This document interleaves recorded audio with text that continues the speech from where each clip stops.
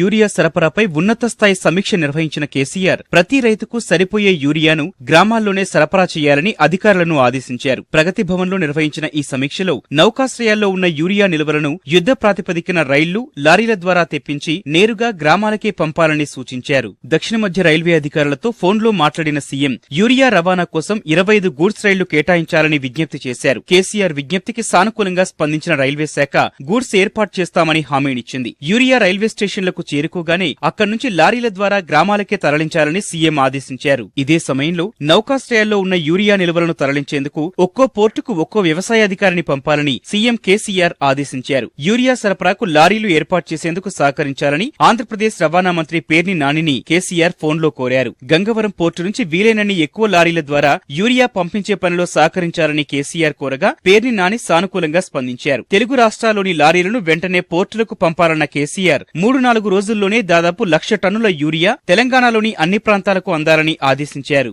2-3 రోజుల్లో రైళ్ల ద్వారానే దాదాపు 60,000 టన్నుల యూరియా ఆయా జిల్లాలకు చేరుకుంటుందని అంచనా వేస్తున్న అధికారులు 4,000 లారీల ద్వారా వివిధ మండలాలకు చేర్చేందుకు ఏర్పాట్లు చేస్తున్నారు.